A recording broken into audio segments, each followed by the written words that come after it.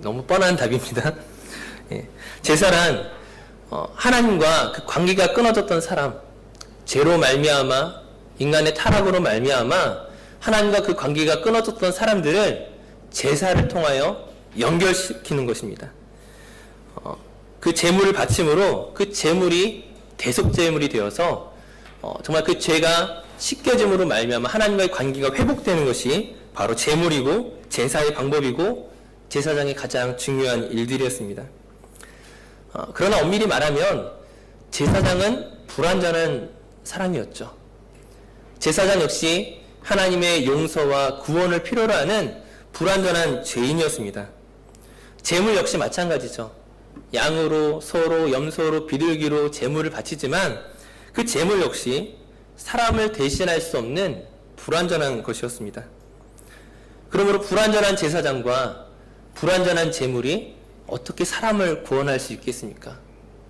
죄를 짓고 그 예배하러 나온 그 사람, 제사를 드리러 나온 그 사람을 그 제사장이 중보의 역할, 화해시키는 역할들을 감당해야 되는데 제사장도 불안하고 제물도 불완전한데 어떻게 구원할 수 있겠습니까? 즉 제사장에게 어떤 신비한 능력이 있는 것이 아닙니다. 제물에게 어떤 특별한 효과가 있는 것이 아니었죠. 제사장으로 섬겨지는 사람들이, 세워진 그 사람들이 우리와는 다른 어떤 특별한 사람도 아니었고 제물 역시 마찬가지였습니다. 그럼에도 불구하고 하나님께서 제사라는 방법을 통하여 하나님께서 세우신 제사장을 통하여 이 일들을 하실 수 있는 이유가 무엇입니까? 이 제사라는 방법을 통하여 우리의 죄를 없애게 할 수 있는, 물론 그것이 구약시대의 방법이었지만 우리가 생각하기에 불완전한 그 방법이 하나님의 방법으로 사용될 수 있었던 이유가 무엇입니까? 그것은 예수 그리스도 때문입니다. 이 제사장과 제물이 그 자체에 어떤 능력이 있는 것이 아니라 어떤 신비한 효과가 있는 것이 아니라 그것이 예수 그리스도의 그림자로서, 예수 그리스도의 모형으로서, 예수 그리스도를 상징하는 것으로서 제사장과 제물이었기 때문에 그것이 능력이 있는 것이었습니다. 우리가 인간적으로 생각하기에 구약시대의 제사 이후에 예수님이 등장하셨습니다. 즉 예수님은 시기적으로 보면, 시대적으로 보면 제사의 앞에 있는 것이 아니라 제사의 뒤에 있는 것이죠.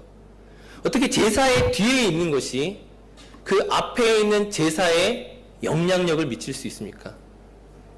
만약에 반대로 생각한다면 예수 그리스도께서 먼저 십자가를 지시고 난 다음에 예수 그리스도께서 계시지 않지만 그분을 상징하는 것으로서 어떤 제물들과 제사장이 세워졌다면 우리가 이해하기가 훨씬 쉬웠을 텐데 지금 구약의 제사 방법은 예수 그리스도가 오시기 전이었음에도 불구하고 어떻게 그것이 예수 그리스도의 모형과 그림자와 상징으로서 영향력을 행사할 수 있겠느냐는 거예요. 물론 우리는 예수 그리스도 이후에 사는 세대이기 때문에 예수 그리스도의 오심을 경험한 세대이기 때문에 우리 입장에서는 굉장히 간단한 것이지만 아마 유대인들에게 있어서는 받아들이기 힘든 문제일 수도 있었다는 거죠. 우리가 그동안 드렸던, 우리 조상들이 드렸던 이 예배의 방법이, 제사의 방법이 그럼 무엇인가? 무엇인가? 사실 정답은 굉장히 쉽습니다. 왜냐하면 예수 그리스도께서 하나님의 아들이시기 때문에 그분이 이 세상을 창조하신 하나님으로서 시간과 공간의 제한을 받지 않으시는 분이기 때문에 인간의 눈으로 봤을 때는 그것이 구약의 제사 이후에 예수님이 오셨지만 그 영향력과 그 상징은 그 시대를 초월하여, 공간을 초월하여 역사하실 수 있다는 것입니다. 이제 이것을 오늘 더 자세하게 한번 설명을 하도록 하겠습니다. 방금 말씀드렸던 것처럼 예수님은 원래 시간에 매여 계신 분이 아니죠. 시간을 창조하신 분이었습니다. 시간에 매일 수 없는 시공간을 창조하신 하나님께서 이 세상 가운데 오셨습니다. 하나님께서 이 세상 가운데 말씀이 육신이 되어 성육신 하신다는 이 사실이 사실은 우리에게 굉장히 놀라운 것이죠. 왜냐하면 시간에 매이지 않는 하나님이 시간에 매이시겠다고 하는 것입니다. 공간에 제한받지 않으시는 하나님께서 공간에 내가 제한받겠다라고 들어오시는 거예요. 자기를 스스로 낮추셔서 겸손하게 이 세상 가운데로 오셨습니다. 이 세상에 오신 예수님의 모습이 어떻습니까? 우리가 복음서를 통하여 만나는 그 예수님은 피곤하고 목이 마르고 지치고 그 고난을 두려워하고 그 고난으로 아파하는 예수님의 모습이었습니다. 예수님께서 왜 이 세상 가운데 오셨습니까? 왜 시간에 매일 수 없는 하나님이 시간에 매이시고 공간에 매일 수 없는 하나님께서 왜 공간에 매이시기로 작정하셨습니까? 바로 우리의 죄를 대신하시기 위해서, 저와 여러분의 죄를 대속하기 위해서 십자가에 죽기 위해 오셨습니다. 그 예수님은 십자가에 죽으셨을 뿐만 아니라 그 십자가에서 부활하여 다시 살아나심으로 오늘 우리의 부활의 첫 열매가 되셨습니다. 이 사실을 믿으십니까? 네. 자, 그런데 그 부활하신 예수님께서 그 부활하신 것으로 멈추지 아니하시고 이 세상을 떠나신다고 하는 거예요. 이 세상을 떠나가신다고 하실 때 남아있는 제자들이 얼마나 당황했겠어요. 사실 이 제자들의 수준이 어떻습니까? 부활하신 예수님을 만나고 나서도 이게 꿈인지 생시인지 가짜인지 분간을 못하는 제자들이에요. 부활하신 예수님을 만나고 나서도 우리 고향으로 돌아가서 다시금 고기잡이나 하자, 그러고 있는 제자들이라는 거예요.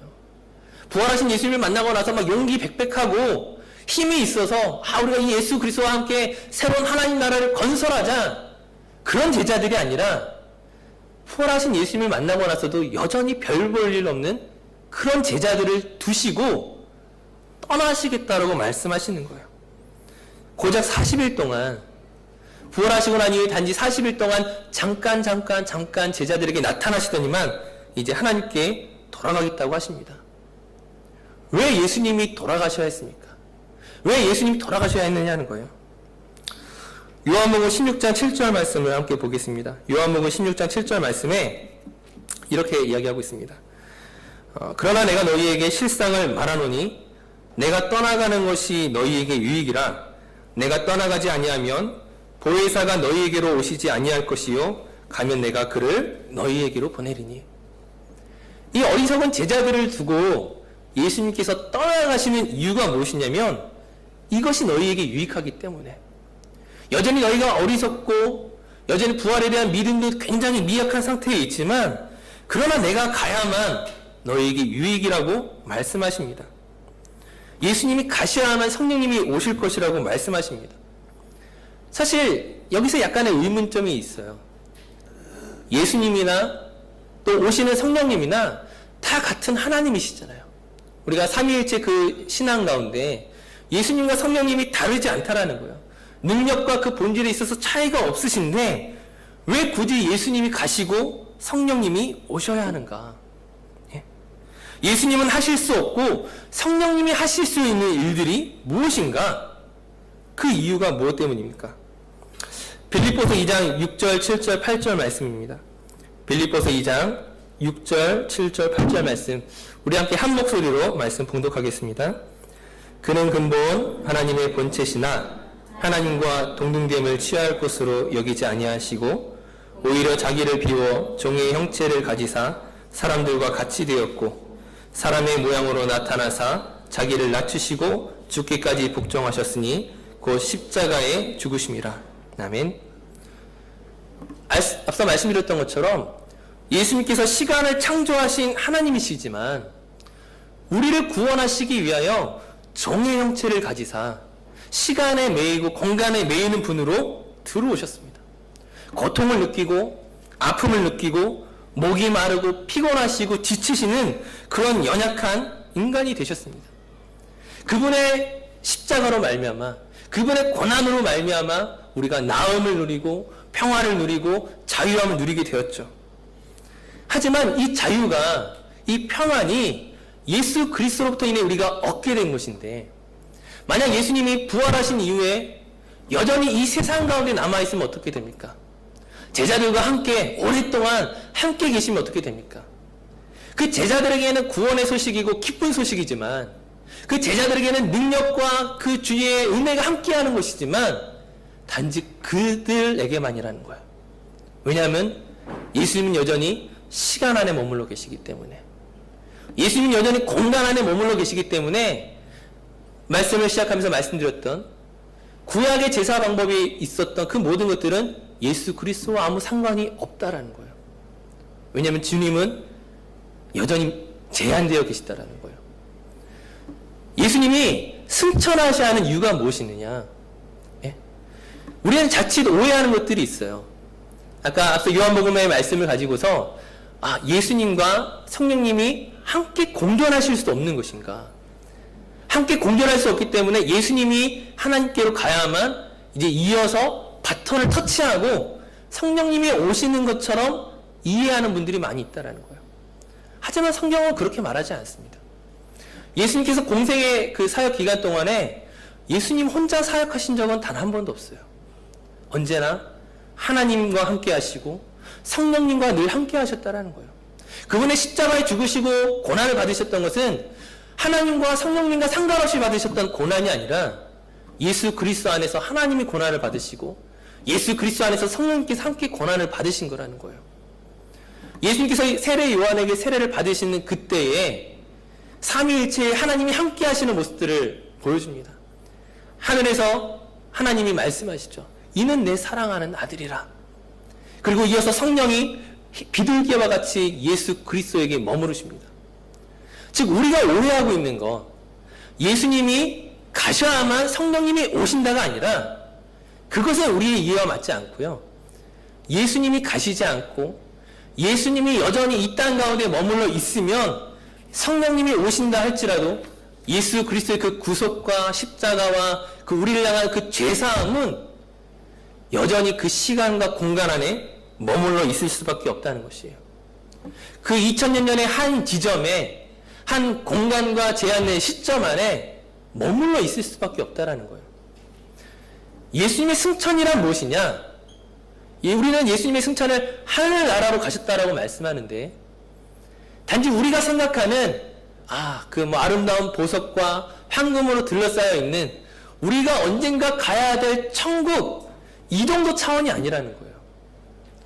예수님의 승천이란 무엇이냐? 시간과 공간에 제한받지 않으셨던 그 하나님께서 이 시간과 공간에 제한받으시는 이 세상 가운데 오신 그 예수 그리스도가 다시금 승천하심으로 말미암아 시간과 공간의 제한에서 벗어나신다라는 거죠. 원래 창조의 자의 그 모습으로 원래 이 세상과 이 모든 걸 만물을 창조하셨던 그 모습으로 돌아가신다는 이야기예요. 2000년 전 그 십자가의 사건에 갇혀 있는 것이 아니라 알파와 오메가 되시는 처음과 나중 되시는 시작과 끝이 되는 그 모든 것들을 포함하실 수 있는 전능하신 하나님, 시공간에 매이지 아니하시는 그 하나님으로 돌아가시겠다라는 거예요. 예수님께서 십자가하셨던 그 사건과 능력이 어떻게 됩니까? 예수 믿고 난 이후의 세대에게만이 아니라 이 역사가 시작되고 끝나는 그 모든 순간에 이르기까지 하나님의 능력이 영향력을 미치게 된다는 거예요. 하나님의 그 구속과 그 십자가의 은혜가 더 이상 제한받지 않게 되는 것이 바로 승천입니다. 그러므로 승천이 없으면 예수 그리스도가 하늘로 돌아가지 아니하시면 성령님이 오신다 하더라도 의미가 없다라는 거예요. 그것이 요한복음 16장의 말씀이었습니다. 오늘 히브리서 본문 24절 말씀은 이렇게 이야기합니다. 예수는 영원히 계심으로 시간과 공간에 제한받았던 그 예수님께서 하나님께로 돌아가심으로 말미암아 이제 영원히 계신 하나님은 영원히 우리를 위한 제사장으로 우리를 위한 구속자로 대속 제물로 우리와 함께 하신다는 것이 바로 오늘 본문의 말씀입니다. 예수님께서는 십자가에 죽으심으로 그 몸을 찢기시고 피를 흘리시고 우리를 위한 구속을 이루셨을 뿐만 아니라 오늘 우리의 시대와 공간을 뛰어넘는 오늘 우리의 구원의 본질이며 구원의 근원이라는 것이죠. 우리만이 아니라 예수 십자가의 전이나 미래나 현재에 이르기까지 우리 모두가 구원의 은혜를 경험하게 되는 것입니다. 이처럼 영혼 가운데 계신 그 예수님께서 우리에게 제사장 직분을 위임하신다는 거예요. 그동안 우리가 제사장에 대해서 계속적으로 말씀을 드렸지만 우리가 제사장 직분을 감당할 만한 사람입니까? 구약시대의 제사장이나 오늘 우리에게 새롭게 제사장 직분을 맡은 우리나 흠이 있고 죄가 있고 연약한 인간이라는 거죠. 하지만 우리는 누구의 상징입니까? 이 땅을 살아가는 우리 그리스도인, 우리 성도가 누구의 상징이냐는 거예요. 우리가 예수 그리스도를 상징하는 존재로 오늘 우리가 이 세상을 살아가고 있다는 거예요. 예수 그리스도의 한 모형으로서, 교회로서 살아가고 있는 것이 바로 오늘 우리라는 거예요. 오늘 히브리서 말씀에서 구약의 제사장들이 그들은 영원하지 않았기 때문에 계속 죽었습니다. 계속 그 안에서 바톤 터치가 일어나죠. 완전한 사람들이 아니에요. 그럼에도 불구하고 완전하지 않은 사람들이 그 구원의 목적과 뜻을 이루기 위하여 사용되었던 것은 영원하신 예수 그리스도로 말미암은 것이었고, 마찬가지로 오늘 우리가 제사장 직분을 감당함에 있어서 우리가 완전할 수 없지만, 우리가 무슨 제사장이 될 수 있고 무슨 제물이 될 수 있겠냐 싶지만, 우리를 위한 영원한 제사장이신 예수 그리스도로 말미암아 오늘 우리는 이 직분을 감당할 수 있다는 것입니다. 우리는 중보자로 살아야 된다는 거예요. 지난 주일 오후에 말씀드렸지만 우리는 거룩한 제사장인과 동시에 거룩한 제물이 되어야 됩니다. 오늘 우리가 불타 없어지고 갈라지면서 썩어짐으로 말미암아 우리가 지나가는 그곳에 향기로운 냄새가 나야 돼요. 어떤 냄새요? 하나님을 모르던 사람이 하나님을 알게 되는 복음의 향기가 나지 않으면 우리가 주일날 예배하고 이 모든 것이 아무런 의미가 없습니다. 매일매일의 삶 가운데 그리스도를 증거하고 나타내는 것 없이 우리는 이 모든 사역들을 감당할 수 없다는 거예요. 여기서 흥미로운 것이 한 가지가 있는데, 예수님께서 영원한 제사장으로서 하시는 일들이 무엇이냐. 우리의 근원이 되시고 우리의 참 모델이 되시는 예수님이 하시는 일들이 무엇이냐. 25절 말씀에 그가 항상 살아계셔서 그들을 위하여 간구하심이라. 항상 살아계셔서 그들을 위한 간구하심. 누구를 위하여 간구하십니까?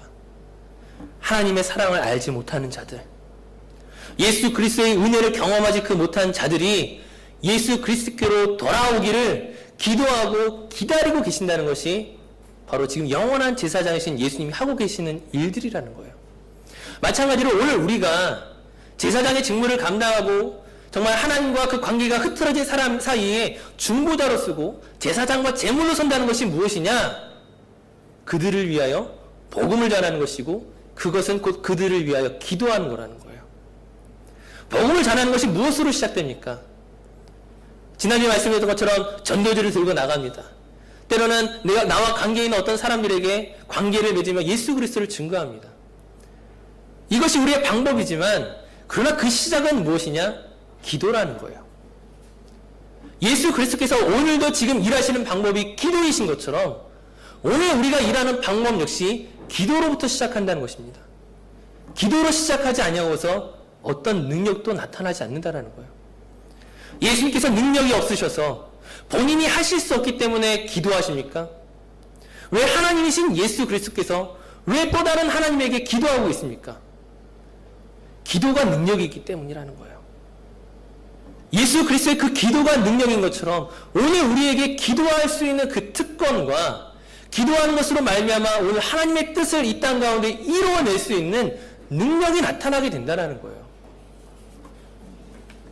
지난 며칠 동안 계속 강조했지만 복음을 전하는 복음 증거자로서 우리의 삶을 살아가지 않으면 우리는 부르심을 온전히 확인하는 것이 아닙니다. 내가 복음을 전하는 자로 살아가지 않으면 우리는 부르심에 온전히 순종하지 못하는 거라는 거예요.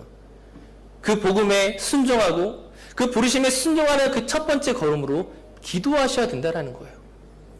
중요한 것은 오늘 여러분에게 내가 누군가를 위하여 기도하는 대상이 있느냐 하는 거예요.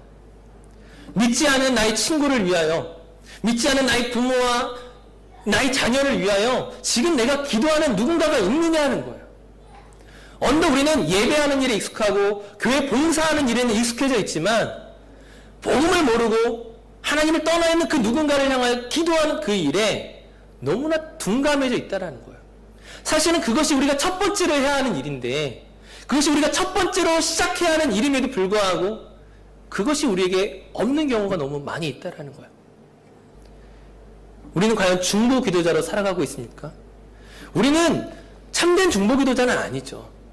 하지만 예수 그리스도가 우리 영원한 모델이 되시는 그 예수님이 유일한 중보자이시지만 그분의 그 능력과 그분의 그 모든 사역들을 위임받은 자로서 오늘 우리가 중보 기도자로 살아갈 때 능력이 나타날 것입니다. 그 일들을 여러분들이 하셔야 된다는 거예요. 나의 방법을 내려놓고 하나님께 맡기는 것. 그것이 중보 기도입니다. 저희 교회 중보 기도 모임이 있습니다.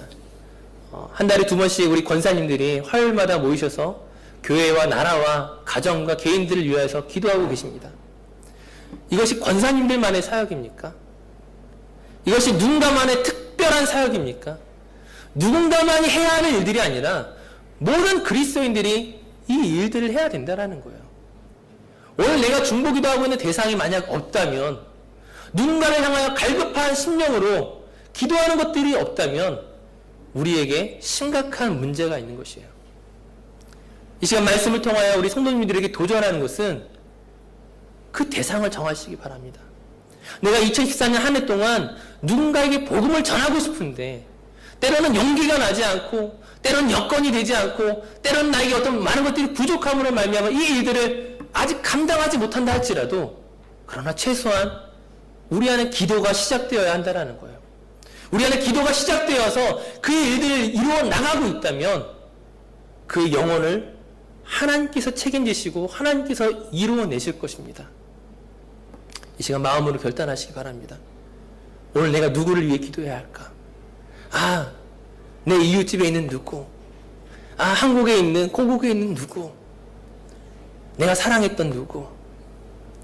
하나님을 알지 못하는 그들에 대해서 어느덧 1년, 2년, 10년, 20년 시간이 지나면서 내 마음의 갈급함이 사라졌습니까? 기도하는 마음으로 다시금 불붙듯 일어나시기 바랍니다. 정말 2014년 한 해 동안 우리가 전도하는 교회, 복음을 증거하는 교회, 이를 위해서 기도하는 교회가 될 수 있기를 바랍니다. 이를 위하여 부르셨고 우리를 제사장 삼으신 줄로 믿습니다. 이제 우리 함께 기도하겠습니다. 우리 먼저 찬양하겠습니다. 우리 신실하게 진실하게 우리를 향하여 영원한 신실과 진실로 우리를 인도하시는 그 하나님을 붙잡으며 그 하나님께 기도할 때 우리에게 능력으로 도우실 줄 우리가 믿음으로 고백하며 함께 찬양하겠습니다.